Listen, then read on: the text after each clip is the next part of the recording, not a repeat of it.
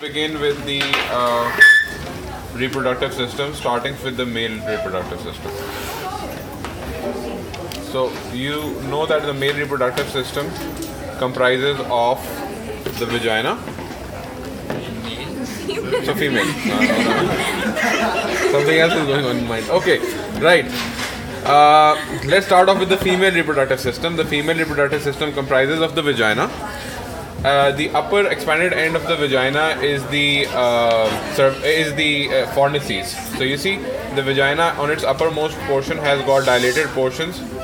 These dilated portions are the fornices. How many fornices? An anterior fornix, which is present in front of the cervix, a posterior fornix, which is present behind the cervix, and two lateral fornices, one right and one left. Out of these, the posterior fornix is the largest. It is where the semen is deposited and from which the sperm start to migrate inwards. Now, when we talk about the body of the uterus, the uterus has got parts. First part is the cervix, which has a canal which is called as the cervical canal. Then this entire portion is the body. The upper expanded portion is called as the fundus. Looking at it laterally, arising from the body is the fallopian tube. So this structure is the fallopian tube.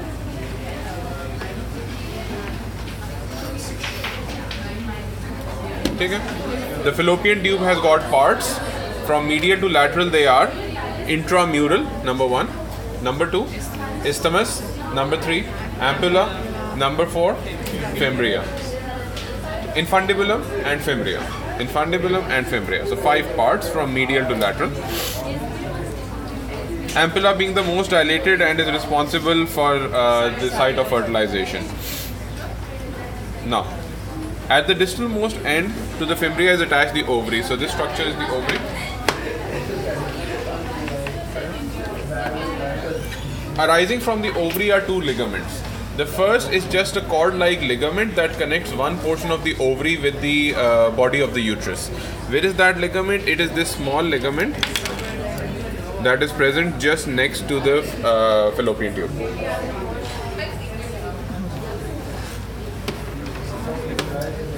So is it present in that one? Sorry? No. Oh yeah, it is. This one. ये fallopian tube है, इसके सामने this one, which connects the ovary to the body of the uterus. This ligament is called as ligament of the ovary. It is nothing but a cord-like structure containing no additional structures. The second ligament is a ligament that is coming from the top and connects with the ovary like this. Now this ligament is called as suspensory ligament of the ovary. And suspensory ligament of the ovary contains vessels which are ovarian artery and ovarian vein. It can be seen in this figure. Look at this structure, which has the ovarian artery and the ovarian vein. This structure forms a fold which is called as suspensory ligament of the ovary. So 2 ligaments of the ovary. 1 ligament for the uterus. Now that 1 ligament is a cord-like ligament which is analogous to the vas deferens or spermatic cord in the male, which is analogous to the spermatic cord in the male. Now this ligament starts from the body of the uterus and tries to go anteriorly through the superficial and deep inguinal rings. This ligament is called as round ligament of the uterus. This is the round ligament of the uterus that you can see is starting from the body and going anteriorly. Round ligament of the uterus. Starting from the body, trying to go anteriorly through those rings. Superficial and deep inguinal rings. Round ligament of the uterus. Next, there is another ligament of the uterus which is in the form of, it is actually fold of mesentery which is going from the lateral wall and going on to the lateral walls of the uterus. Now this ligament is called as the broad ligament. What is the broad ligament? This entire peritoneal reflection that you can see laterally is the broad ligament. All of it is the broad ligament. All of this is the broad ligament. Now, other structures that you can see over here are the vessels. The vessel that is appreciated over here is this one. This vessel is going to be the abdominal aorta. The abdominal aorta is going to divide into common iliac artery. So this structure is the common iliac artery. The common iliac artery will divide into two: external iliac artery. So this artery is the external iliac artery, which you can see is passing through here into just beneath the inguinal ligament into the leg. Whereas the other artery, which is dipping inwards, this one, this is the internal iliac artery, dipping into the pelvis. This is the internal iliac artery. The other structure that you can see in this model is the urinary system. In the urinary system component, this is the kidney. Starting from the pelvis of the kidney is the ureter, and this is the ureter which is dipping down over here from the false pelvis into the true pelvis. So this structure that you can see over here is the ureter.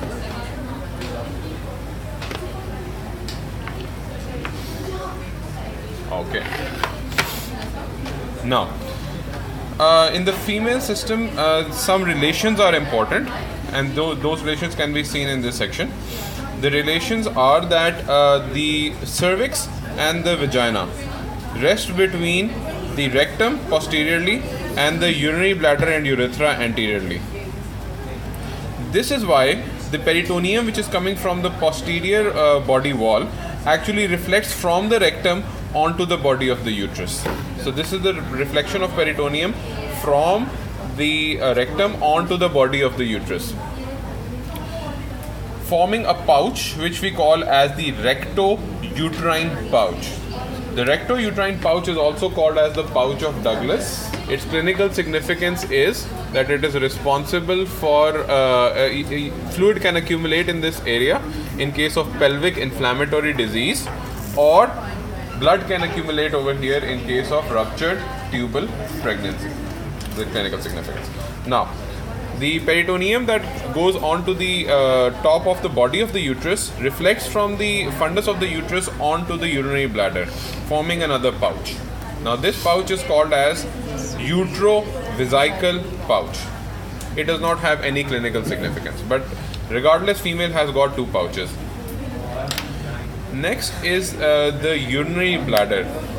The urinary bladder you can see over here. In case of the female, from the urinary bladder arises the urethra. So this is the urethra. The urethra in case of female is short, about 5 centimeters in length, and it opens directly into the vestibule. So this entire portion is the vestibule, that is the portion of the external genitalia.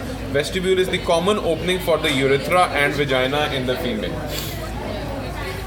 The vestibule comprises of labia minora. So this structure is the labia minora, and this outer fold is the labia majora.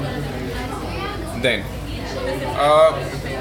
when we talk about external genitalia and the external region, we have to talk about the structure that we call as urogenital diaphragm, the deep pouch and the superficial pouch. Can somebody tell me what is the line of demarcation between superficial perineal pouch and deep perineal pouch? Perineal membrane. Where is the perineal membrane in this case? This line over here is the perineal membrane. This one. This is the perineal membrane. So anything deeper to it is going to be part of the deep pouch, and anything superficial to it is going to be part of the superficial pouch. Okay, let's talk about the deep pouch. So deep to the perineal membrane is a thick bundle of muscle which we call as deep transverse perineal muscle. Now deep transverse perineal muscle forms that membrane, that forms that diaphragm which we call as urogenital diaphragm. So deep transverse perineal membrane, deep transverse perineal muscle and urogenital diaphragm is the same thing. Now, so when we talk about contents of deep perineal pouch, that is one. In addition to that, there are neurovascular bundles at the end. Neurovascular bundles at the end, over here and over here. These neurovascular bundles are called as the artery, which is internal pudendal artery, the vein which is going to be internal pudendal vein, and the nerve which is going to be pudendal nerve. So these are also contents of the deep pouch. Right. But when we talk about the superficial pouch is all this structure in front. The superficial pouch contains the erectile tissue of the clitoris. So this is the clitoris and its erectile tissue. The central erectile tissue is called as the bulb, and the lateral erectile tissue are called as the carura. So bulb and the carura of the clitoris. Number one. These erectile tissues are covered by muscles, which are named in the same way as the erectile tissue is. So the muscle of the bulb is called as bulbospongiosus, and the muscle of the carura are called as ischiocavernosus. So in addition to erectile tissue, to add two more muscles. Now, small branches of pudendal artery and branches of pudendal nerve, of course, supply this area, but female reproductive system is specialized because this area also contains glands. Now the specialized glands which are present in this area can be seen in this model. You see? ये deep transverse perineal muscle है, perineal membrane है, and superficial to it, you can see these glands. These glands would be located somewhere over here.